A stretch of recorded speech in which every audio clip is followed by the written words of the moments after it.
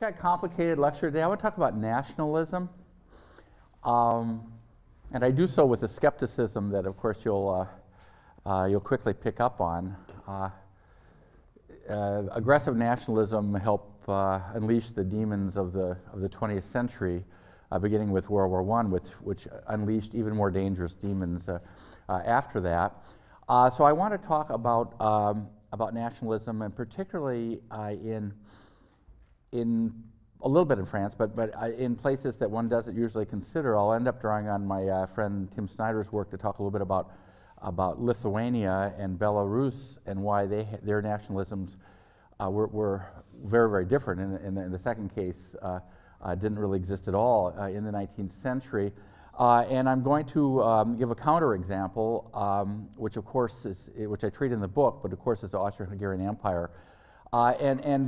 It's funny because one couldn't have imagined in the 1970s, looking nostalgically back on the Austro-Hungarian Empire, this polyglot Habsburg regime, but the horrors of the Balkans really made lots of historians and other social scientists look back and try to figure out how it was that instead of asking why it was the Austro-Hungarian Empire collapsed during World War I, or really at the end of World War I, turning the question around and saying, how did it hold together so long? So the Austro-Hungarian Empire is sort of a counterexample to these nationalisms. And of course, one of the things that brought the empire down along with the war was competing national claims from ethnic minorities within those vast domains.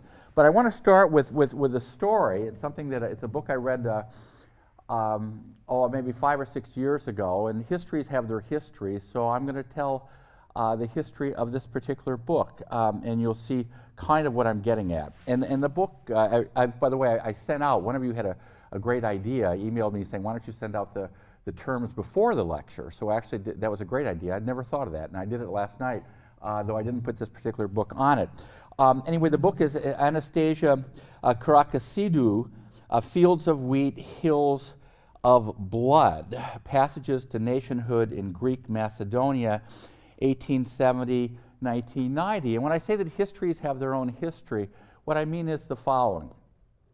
In this book, this anthropologist who is from both Turkish and Greek extraction on either side of her family is writing a book about a small part of Macedonia. And Macedonia, of course, was heavily contested for centuries.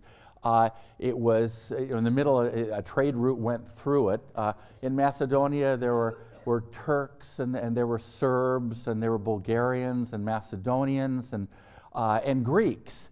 And for centuries, they'd all basically gotten along as that part of the Balkans, as you know, was under the Ottoman Empire, and then through a whole series of arrangements of wars, the Balkan Wars before World War I, passed back and forth. And essentially that is one of the points of the book, is that basically people got along very, very well, but that gradually what happened is that among competing national claims, that part of Macedonia became seen by Greeks as part of Greater Greece. Now, whenever you hear the term Greater Greece, or Greater Serbia, or Greater Germany, or Greater anything, look out.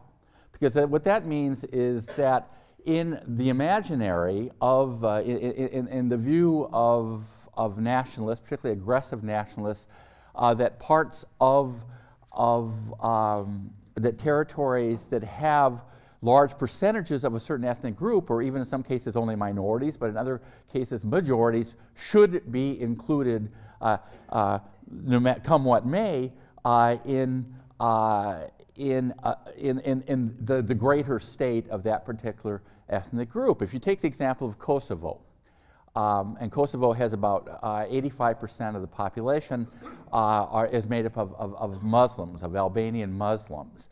And of course, Kosovo was part of Serbia, and when Milosevic was talking about Greater Serbia. It's that Greater Serbia for him could not exist unless this Kosovo, with its 85% of people who weren't Serb, was included in that. Well, anyway, that's another story.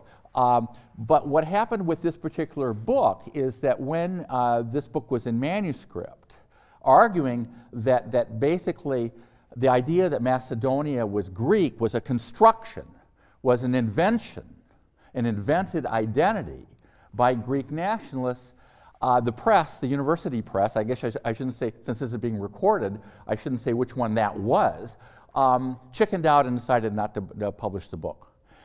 They at one point got a bomb threat saying that from Greek nationalists, saying that if you publish this book, we will blow up your offices in Europe. Bam.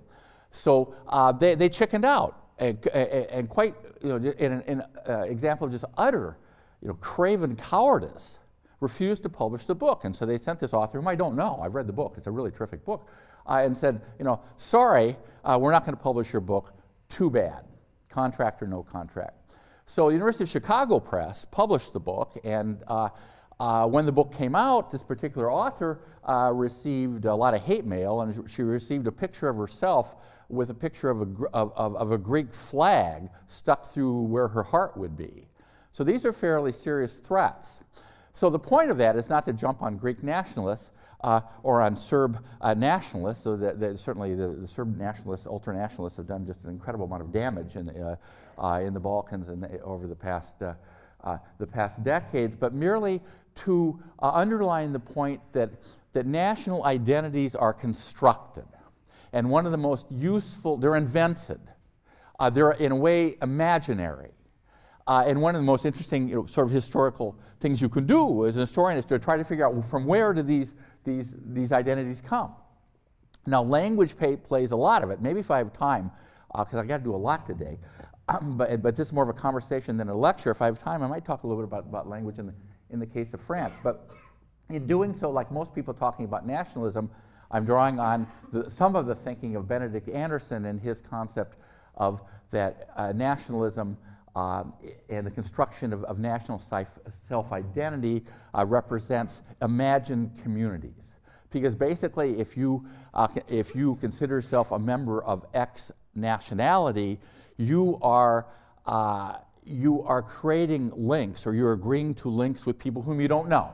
People that live in Portland, Oregon, or people that live in Albuquerque, New Mexico, or people that live in New Jersey, even though we are sitting here in Connecticut. And so one of the useful aspects of Anderson's account is yet again to looking back at the construction of nationalism to see that here we have that old story, that it's states and large-scale economic change that are the two driving forces in the construction of national identities. Now, I've gone on, at least in 2 lectures and part of another one, talking about British national identity, and I'm certainly not going to go through that again, except to say that it was precociously early, the sense of being British. And I also argued along the line that we can now, at least for elites, say that French national identity began to be constructed in at least by the middle of the 18th century. But when you think of the real hot spots, the real trouble spots of the 20th century, when you think of the origins of World War I, which we will be doing Thinking Out Loud together over the next couple weeks, we will be considering Eastern Europe, Central Europe, and the Balkans. And what's important to understand, and here this is a reasonably decent transition from the initial discussion of this anthropologist's excellent book, is that in most of those places there was no sense of national identity, of being Slovene, of being Czech, of being Croat, of being Bulgarian, of being Ukrainian or Ruthenian, the two are essentially the same, until quite late in the 19th century. And so part of what's going on in Europe between, let's say, 1880s and 1914 is this incredible advancement, in quotes, if you want to call it that, in thinking with the emergence of national identity, of ethnic national identity, in that identities competing and demanding their own states in that part of the world. And of course, when in late June 1914, a 16-year-old heavily armed guy, Serb nationalists, I went to put my feet in the which no longer, my feet still exist, but the places, the steps in Sarajevo no longer exist because of all the bombing, and the place where Princip shot Archduke Francis Ferdinand, the assassination that led to, because of this, the sort of entangling alliances, diplomatic alliances that led to World War I, that he was someone who practically could not have existed in the middle of the 19th century, even though among Serb elites there was a national sense. And I'm going to give you some examples taken from Anderson of even the publication of the very first dictionaries in languages that we now, that now are quite common for us to identify with national states, with ethnic national states. But in fact, some of these states, some of these languages did not even have their own written dictionaries until the middle of the 19th century. And that's not so long ago. So nationalism has to be constructed. A sense of a self-identity has to be constructed. And so that's kind of what I want to talk about. Now let me say something at the beginning, is that because of the French Revolution, and because of the development in Europe and in other places of parliamentary regimes and democracies, it's fairly common to think, well, national self-consciousness equals a desire for national states, and you can't have that with a monarchy.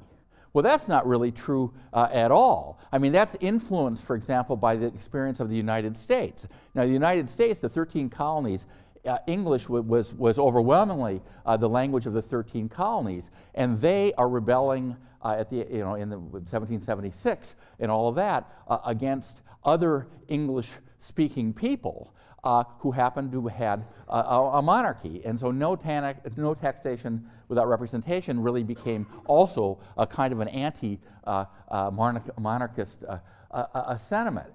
If you think of the Spanish, the rebellions in Latin America against Spain, there too, the rebellion, though there were millions of people of indigenous peoples who did not speak Spanish, but basically it was a rebellion of Spanish speakers against a monarch that was Spanish speaking in the case of Spain. But if you think about really extreme ethnic nationalism at the end of the 19th century, you think of two states who helped kind of push the world to the catastrophe that was World War I. One has to point the finger at both Russia and Germany, which had autocracies. And that the campaign, for example, this is jumping ahead a little bit, but just I'm providing you an overview, the campaign of Russification that was undertaken by the Russian czars, a brutal campaign against non-Russian minorities, was in part a response to rebellions within the Russian Empire by Poles, for example, who rise up in 1831 and in 1863 and are crushed like grapes. And in 1863, Bismarck, the Chancellor of Germany, congratulates the Tsar for stomping on the Polish insurgents. But the campaign of Russification was part of the reinvention of Russian national identity. And when I talked about Peter the Great, I talked about how he was, saw himself as this great Russian patriot. Well, the Russian, aggressive Russian nationalism picks its targets rather systematically in campaigns of Russification. And the big pogrom, the massacres of Jews in Odessa, in Crimea and in other places, are cheered on by the Russian Tsar, by Nicholas II, whom I will talk about when I get to the Russian Revolution, who saw this as a healthy thing. That the Jews are being beaten to death by real Russians. And this was part of his campaign of Russification. In the case of Germany, you've got this sort of madcap loser, Wilhelm II, cracking bottles of champagne, or not of champagne, but of Riesling, as I said, over big, speedy battleships, powerful battleships, and all of that. And so nobody was more nationalist, aggressive nationalist than Wilhelm II, the Kaiser, who kept saying rather disingenuously that he was the #1 German, and all of that. So we can get rid of the idea that strong national identity necessarily has a parliamentary outcome. I mean, the case of Britain, well, we're not going to talk about Britain too much, but the case of Britain is pretty interesting too. But there you have a monarch without real power, but Victoria represents in the imaginary of the British citizens what the stability and really the constitutional settlement of the British Empire. But yet, a couple points need to be made. Is that language is important in all of this, and though not always. I mean, maybe if I have time, I'll give a Swiss example later on. But basically, in the case of Russian and German nationalism and French nationalism and even Spanish nationalism, because of the dominance of Castile, one looks back to the time when national languages which already existed, are used and become identified with this self-identity of national people. Now, Latin was the language. I mean, Latin was the language of science, of diplomacy, of everything. And it really, part of what's intriguing about the scientific revolution is and important about it is that the vernacular languages begin to be used as a way of communicating scientific discovery. So there's a little bit in that chapter that you read about that. And certainly language is closely tied to national self-identity. And of course, one of the ways when nationalism is most aggressive and most vulgar is when very ordinary people, whipped on by elites, in some ways are urged on by elites, begin identifying people who don't speak the same language as somehow not part of this imagined community. An obvious example would be all the Hungarians who, after the Treaty of Versailles in 1919 and the subsequent treaties named after Paris suburbs, are included in Romania and are treated as outsiders. And this is very important, even in the origins of the 1989 revolution that brought down the dreadful Ceausescu's dictators in Romania. But anyway, the vernacular develops if you exclude, the cases of Spanish, Latin America rebelling against Spain, and the Americans rebelling against the British. The development of these languages, and the use of the languages and their identity with this imagined community is obviously a very important part of this as well. And with the development of the concept of being a citizen, and this is why one of the many reasons the French Revolution is so important. That you're no longer the subject of the king, you're a citoyen, or if you're female, you're a citoyenne. Citizenship takes on this kind of linguistic aspect as well. During the French Revolution, there was a revolutionary priest called the Abbé Grégoire. I think I mentioned him in the book. And he thought that all of these regional languages should be squished like grapes because somehow they stood in the way of a true French national identity.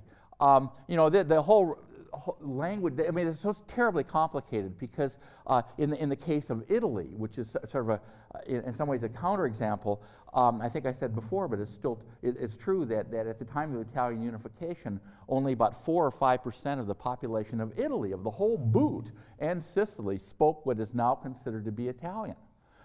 The case of France is which I know more about, is equally fascinating because at the time of the French Revolution, half the French population did not speak French. There was a lot of bilingualism, but they did not speak French. And if you imagine a map of France, and I think I went through this very quickly before, but if you imagine a map of France, and if you start at the top, they spoke Néerlandais or Dutch in Dunkirk and places like that. And if you move over to Alsace and much of Lorraine, they spoke German dialect there. And that would be a majority language until well after World War I. I mean, and how the French tried to get rid of the German is another story of sort of national aggression, even in the context of Germany's defeat after World War I. And then if you move further south, if you go to Savoie, which was, don't write this down, but Savoie was next to France in 1860, people spoke essentially Piedmontese, which was the language spoken in northern Italy, in the state, the strongest state of Italy, Piedmont, Sardinia. And then you go further down, and they spoke what? They spoke Provençal. Provençal, as in Jean de Florette and Manon Les Sources, and these Provençal poets sitting up at a place called Les Baux and freezing in the winds of the Mistral and reading each other Provençal poetry. Then you go to Languedoc, and they spoke Occitan, which is a language of Ac. I mean, it's a southern French language. It's a written language. You go to Catalonia, and they spoke Catalan. No surprise there. You go into the Basque country, and they spoke Basque, which is only remotely connected to Finnish and Magyar. That is, those are the three hardest languages in Europe. I mean, how they got there, that's another whole story. You know, we don't really know. If you go north, they spoke Gascon. If you go into Brittany, they spoke Breton, which has nothing to do with French at all, Breton. But even in places that didn't have languages, there were patois. And patois is a sort of denigrating term that says, well, they speak patois. In other words, they don't speak really French. But in central France, they spoke one patois. In the Limousin, they spoke another patois that was related to that one. Even in the Loire Valley, people spoke patois. So this did not condemn them to eternal backwardness. And one might say that in the construction of French national identity, that you know, there was an argument a long time ago by my late friend Eugene Weber that said that all French national identity had to be constructed between 1880 and 1910 because of railroads, military conscription, and education. Railroads, military conscription, and education. It's easy to see how that would work. But in fact, I mean, he missed one of the complexity of this a glorious country is that that lots of Breton soldiers didn't learn French until they were in the trenches, if they were lucky enough to survive in World War I, and they still spoke Breton in the 1920s and 1930s. And there's still old ladies in Brittany that still speak Breton, and their command of French is a bit problematic. Or in Corsica, there still have many people that speak Corsican. They may or may not feel like they're French. So it's in bilingualism. I mean, just as a little aside, in the village where I spent half my life, actually almost in the last 25 years or so, people spoke patois and not French through the 1930s. And then that really sort of disappeared, and now older friends of ours understand patois, but they don't speak it. And I had something from a book as I did, and I needed someone to look at to make sure that what I'd written in patois was correct. Not that I wrote it, but I took from something. And my friend, my boule partner, Lulu, his parents spoke that as their main language, but he couldn't correct it because it's just those languages are disappearing. But the point of all this is that now the more we know about national self-identity, it's possible to have more than one identity. And it's also just a leap of faith to say, oh, well, so-and-so, who are you? You ask who they are. Well, that they're going to say, well, I'm German or I'm French is going to be the first thing that they're going to say. They may say, I'm from this village, or I'm from this family, or I'm from this region, or I'm Catholic or Protestant or Jewish or Muslim, some response like that. But yet when we think of nationalism, we think of these languages as being motors for elites first, and then ordinary people to demand states, that the borders of states be drawn in a way that reflects their ethnicity. And after World War in the Treaty of Versailles, you've gone to war over the whole damn question of nationalism. All these millions of people get killed, dying in terrible ways, gas and everything else, flamethrowers and machine guns and all this stuff that we'll talk about. And so they say, well, geez, if we draw the lines around these peoples and give everybody a state, that'll be cool. And then we won't have wars anymore. So they get all these big maps and these map makers, and they try to draw these state boundaries after the collapse of the four empires. And it doesn't work. You can't do it. And then you've got winners and you've got losers. And so if you're going to punish the losers, like Hungary, then you leave Hungary, this sort of small country, with much of its population living on the other side of borders, and either imagining that should still be part of Hungary, or wanting themselves to live back in Hungary, where there'd be nothing for them at all. But yet the period we're talking about, and the period that I began with, you've got this mobilization of elites saying, holy cow, we need our own state. And remember, I already gave you a lecture or two ago, all these Czechs sitting in 1848 in a room like this, and not quite as nice, and they say, geez, if the ceiling falls in, that's the end of the Czech national movement.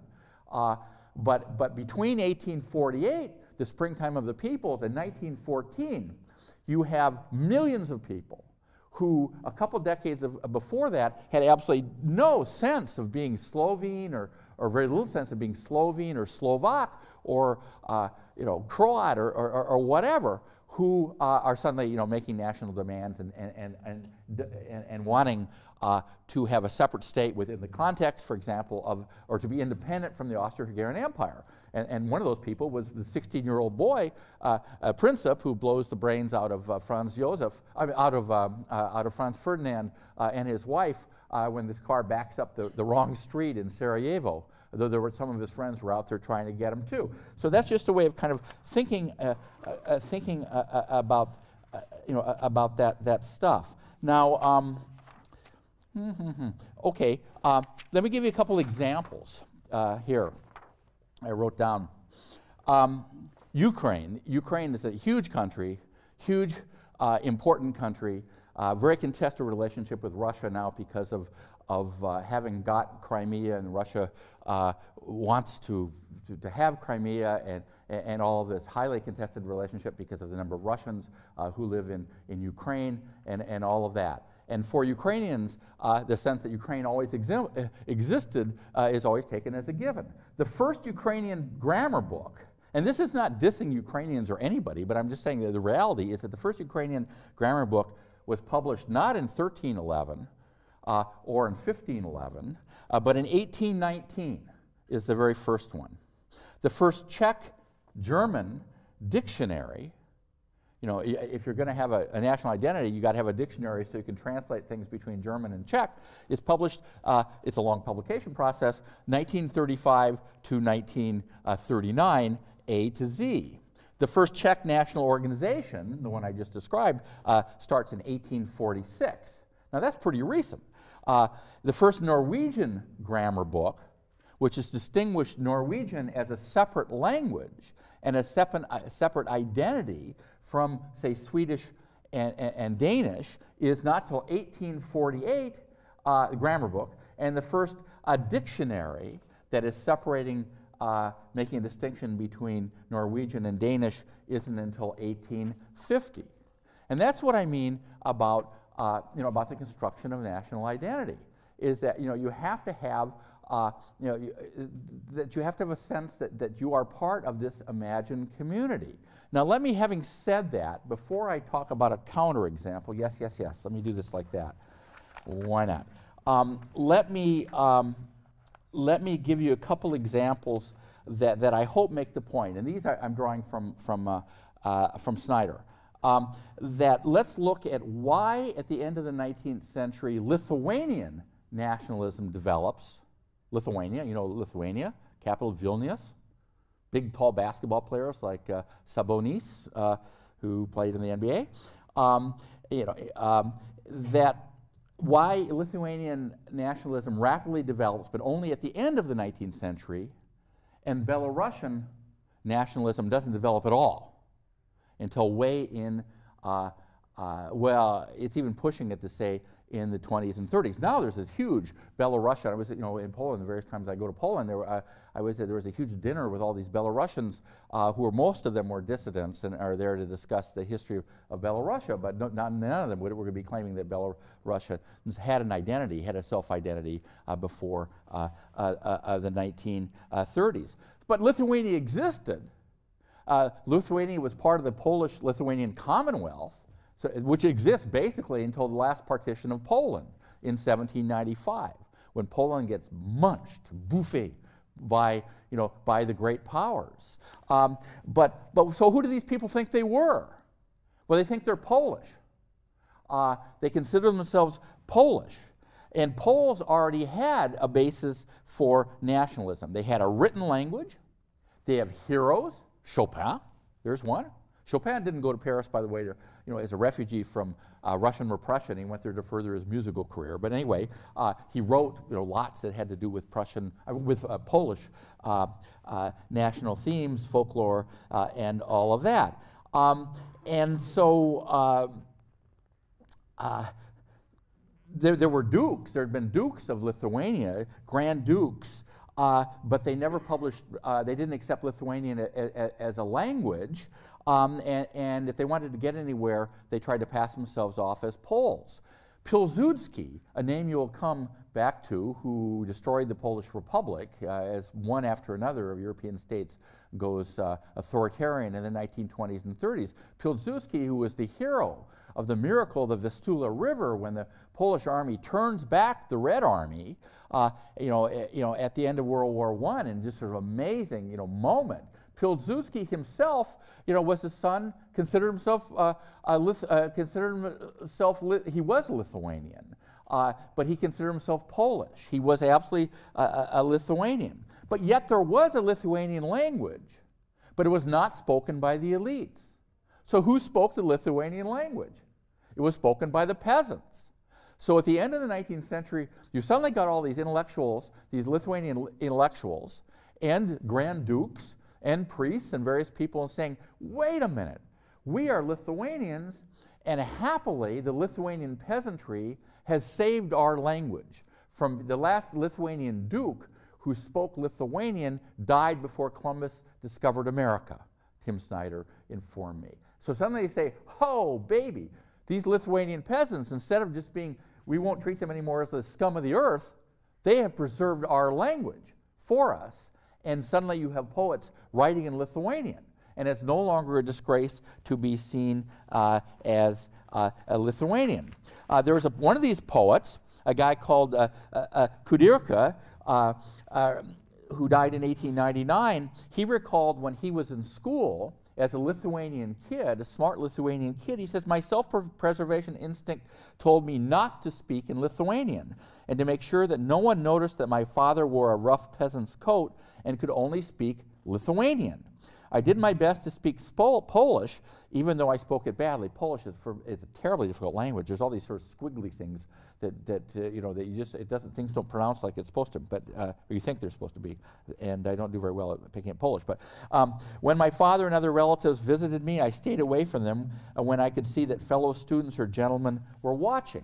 He was embarrassed to be basically Lithuanian and the son of a Lithuanian peasant. I only spoke with them at ease when we were alone or outside. I saw myself as a Pole, and thus as a gentleman, I had imbibed the Polish spirit. But it's only, by the end of the century, he sees himself as a Lithuanian, and he is one of these people who is pushing Lithuanian nationalism, and it is embraced. Now, how does this physically happen? I mean, how do you don't wake up and say, oh, boy, I was Polish yesterday, and subject of the Tsar, because Poland is divided between Prussia, Austria-Hungary, and Russia, but if you were in the Russian part of what they called Congress Poland, then suddenly today I'm Lithuanian. How does that happen? Well, because Lithuania is next to Germany. And this is also something that will make you again think of what I said about the Enlightenment, is that lots of literature is smuggled into Lithuania, in Lithuanian. And so therefore, there's this wild profusion of Lithuanian literature that comes into that comes into Lithuania, which of course, as you know, was not independent. It's part of the Russian Empire. And so there's another reason too, which is for the Russian imperial secret police, the ones that they're really worried about, they're worried about the Poles, because the Poles, after all, have been risen up in 1831 and in 1863. And so they're on the lookout for people that are saying, hey, I'm Polish, we want a Polish state. And they don't pay much attention, they don't really care about these Lithuanians who are discovering their own self-identity, who are constructing their self-identity. Now, why doesn't it happen in Belarus? I don't have time to tell you very much about this, but the main thing is that Belarus is a long way from anywhere at the time. There isn't any kind of elite in Belarus that embraces Belarusian anything. And so the language is not seen part of a national self-identity that basically does not exist and would not exist until at least after World War I. And now, you know, Lithuanians will look back on their country as if Lithuania had always had this sort of self-identity, but you know, it was part of the Polish-Lithuanian Commonwealth, and that was more basically a Polish operation than it was a territorial thing more than any kind of construction of two peoples participating in this this thing. Furthermore, you know, Belarusians were not allowed to publish in Belarusian, and where Lithuanian priests began giving sermons in Lithuanian, and you've got all this sort of written material coming in the vernacular. Nobody read Belarusian in church. There were no priests to say that this is our language, and the Belarusians who were literate could read Polish or Russian or both, but in many cases not what would become Belarusian at all. And so by the end of the 19th century, when you've got these other people insisting that we're Slovenes and we're this and that, Belarusian speakers called themselves Russian if they were Orthodox. They called themselves, that is, Orthodox religion. They called themselves Polish if they were Roman Catholic. And if they were simply looking out for themselves, they just called themselves local. They said, we live in the Russian Empire, and that's who we are. There was no sense of being Belarusian. So there are different outcomes in all of this stuff. Now, having said that, we're going to get there. We're going to get there. Let me give you another example. I want to find this date that'll make you at least realize that you can have a national identity and have more than one language. It's very complex. I guess the most interesting case now would be Belgium, which I don't have a lot of time to talk about. But in Belgium, I have a friend who works in the Belgian Ministry of Culture in Brussels. And about 7 years ago, I asked him, I said, do you think Belgium will exist in 10 years? And he said, I hope not. This guy works for the Belgian Ministry of Culture. And this reflects the sharp antagonism between the Flemish, who basically live in the north and east, but above all the northern parts of Belgium, and who are more prosperous and who are more numerous, about, say, 55% of the population, and their tensions with the Walloons, that is the French speakers, you know, Liège and Arlon and all those places, and then also in Brussels, which is technically part of the Flemish zone, but because of the bureaucracy and because Brussels is the most important city, has become this sort of third place, hotly contested by the Flemish, and real serious tensions there. If you ask in French, you know, what time the train is to Bruges, you know, they're not going to reply, and they know perfectly well. They just simply won't reply and pretend not all of them. But there's a serious tensions that are compounded also by the fact that there tends to be, not everybody, but the far right is really tied to Flemish self-identity.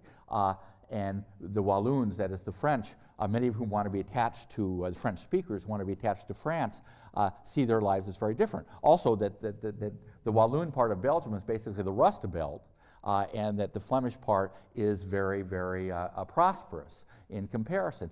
But yet, Belgium, which didn't exist till 1831, legally didn't exist, you know, the revolution in 1830 and 31 is still there.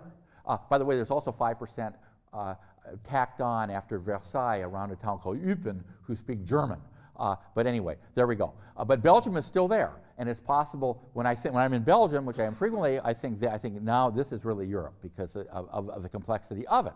And so you can have a national identity without having, you know, a single dominant language if the two sides are tolerant.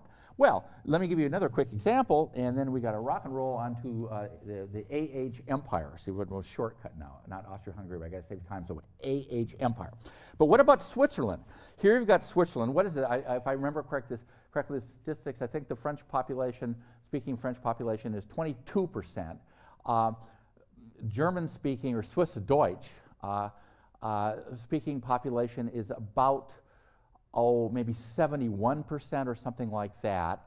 You've got an Italian-speaking population of about 5%. You also have another language called Romanesque, which is spoken only by a few 100,000 people. And so that's 1, 2, 3 languages already, plus English, because of the international role of Geneva, is the 4th major language, 4th recognized language in Switzerland. But, you know, Switzerland, if you think of, you know, Switzerland now is so prosperous and, you know, it's full of chocolate and full of banks and full of watches and all of that. And you think everybody yodeling and cows, you know, running around and everybody's very happy and eating perch out of the lakes. But you know, but Swiss have to create this sort of sense that they have always been a nation. But of course they haven't. Well, Switzerland, the decentralized federalist nature of Switzerland was always there. During the Reformation, to say somebody was turning Swiss meant that they were rejecting the demands of their lords, and rejecting the religion imposed by their lords, and turning to Protestantism if they were in a Catholic area, or to Catholicism if they were in a Protestant area. And the Swiss were big-time mercenaries, and big-time farmers.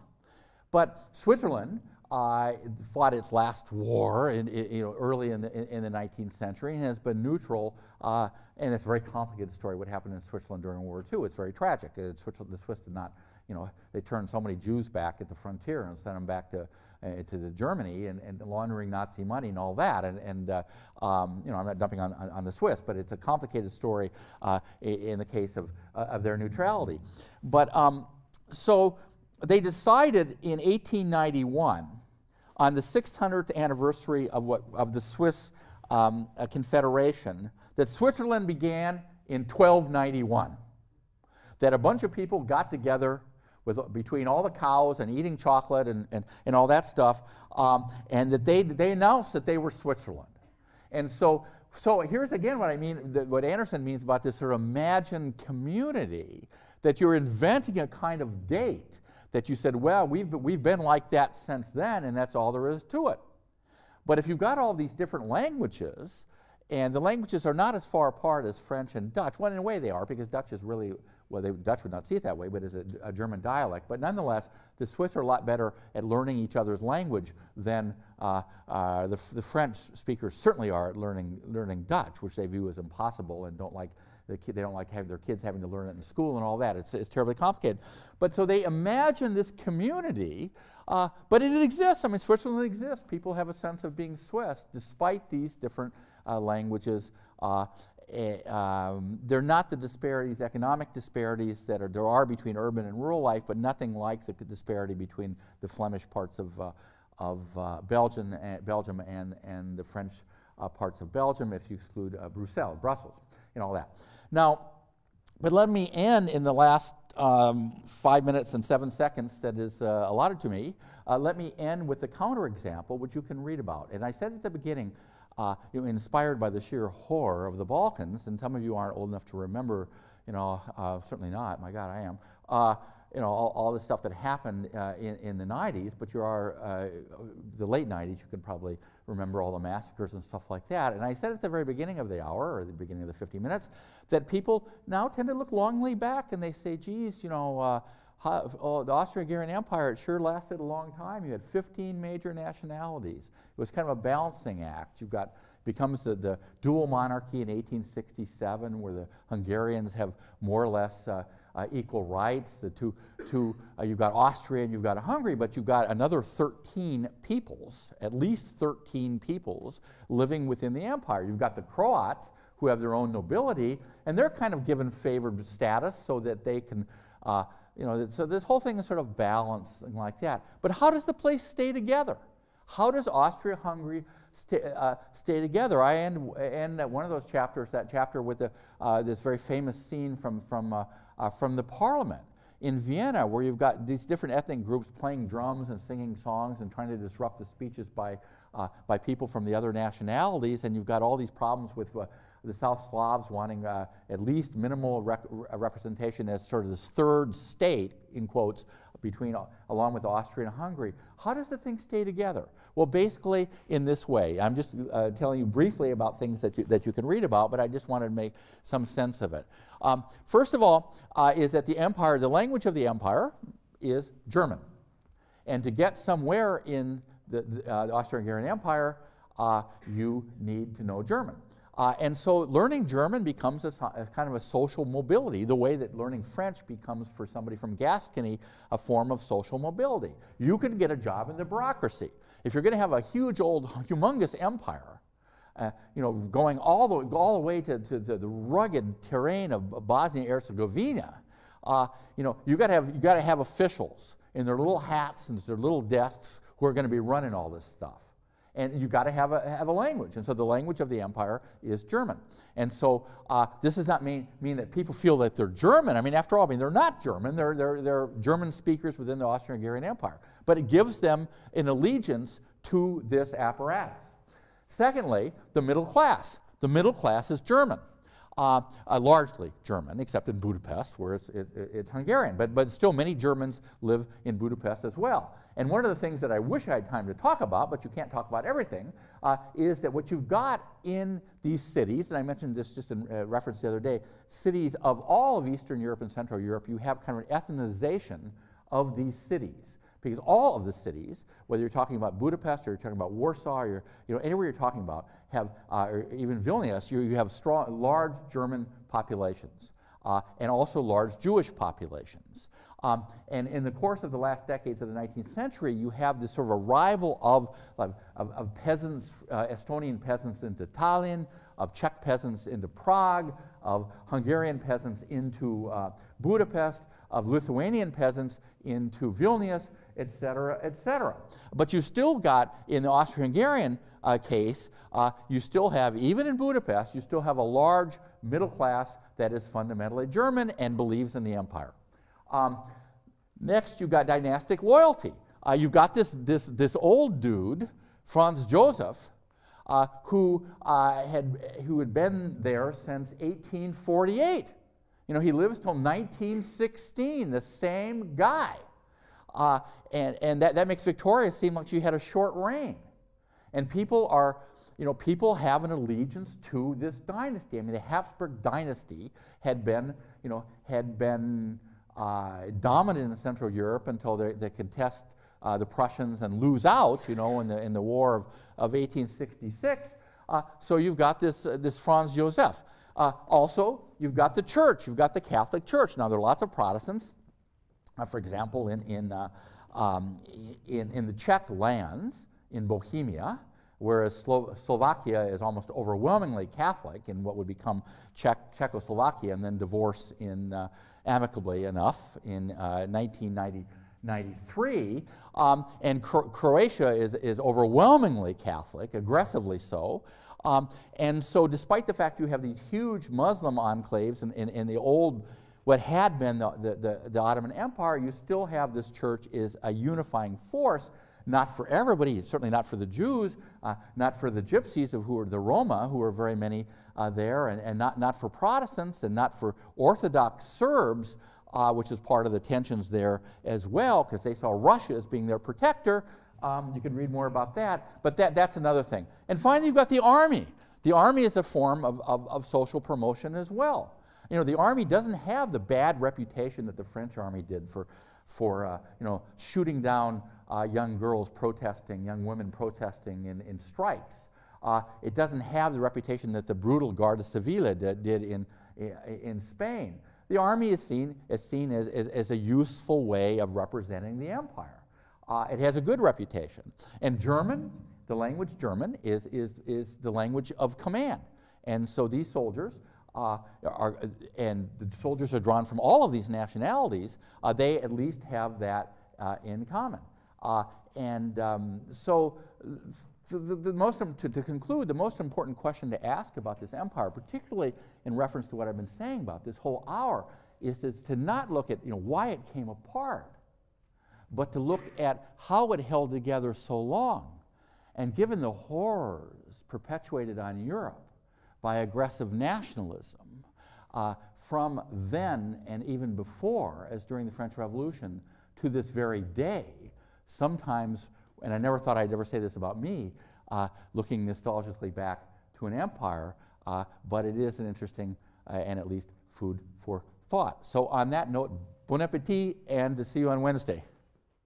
A bomb threat saying that from Greek nationalists, saying that if you publish this book, we will blow up your offices in Europe. Bam. So they chickened out, and quite, you know, in an example of just utter, you know, craven cowardice, refused to publish the book. And so they sent this author, whom I don't know, I've read the book, it's a really terrific book, and said, you know, sorry, we're not going to publish your book, too bad, contract or no contract. So the University of Chicago Press published the book, and when the book came out, this particular author received a lot of hate mail, and she received a picture of herself with a picture of a Greek flag stuck through where her heart would be. So these are fairly serious threats.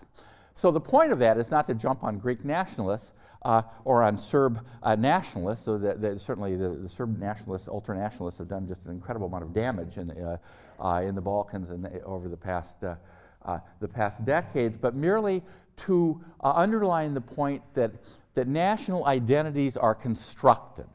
And one of the most useful, they're invented. They're in a way imaginary.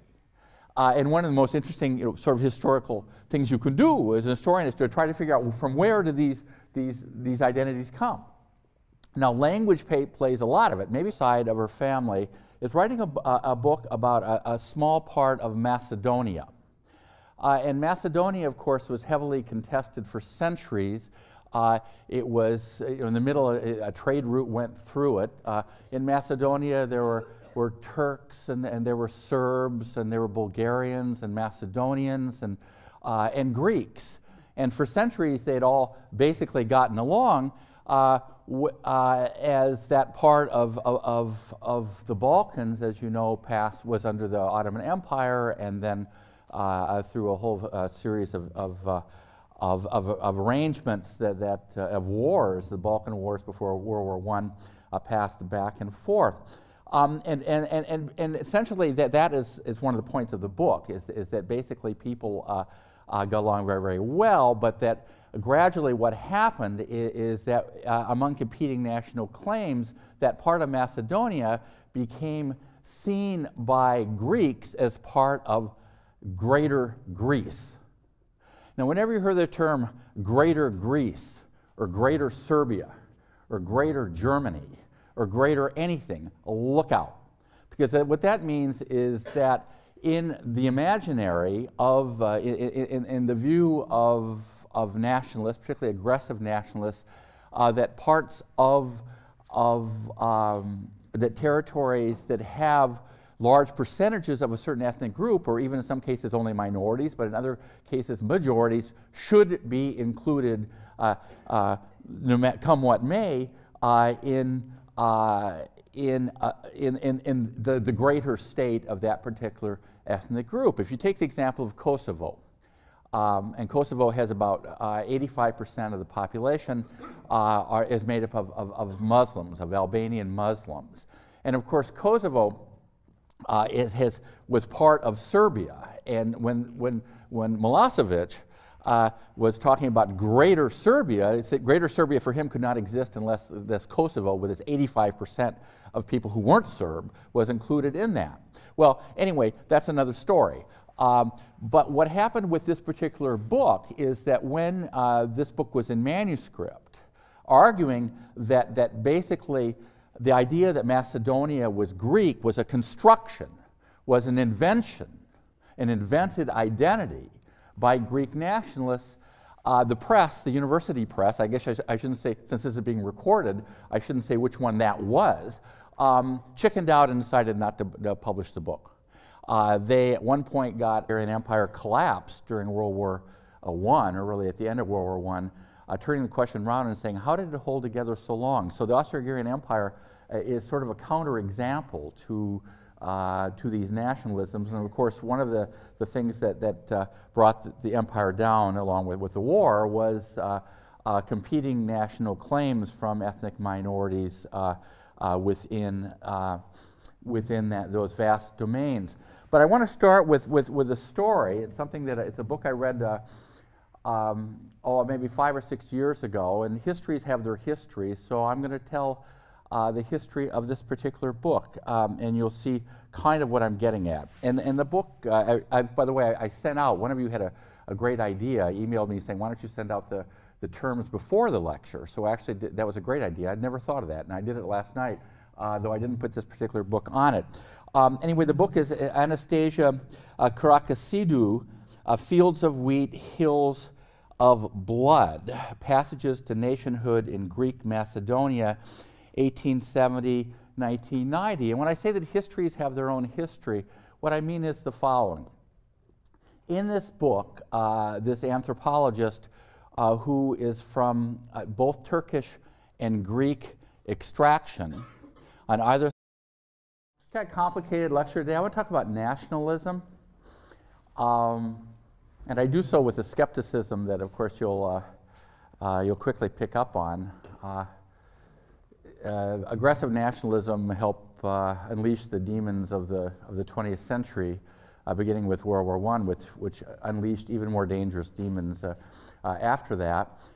So I want to talk about nationalism, and particularly in a little bit in France, but in places that one doesn't usually consider. I'll end up drawing on my friend Tim Snyder's work to talk a little bit about Lithuania and Belarus and why their nationalisms were very, very different. In the second case, didn't really exist at all in the 19th century.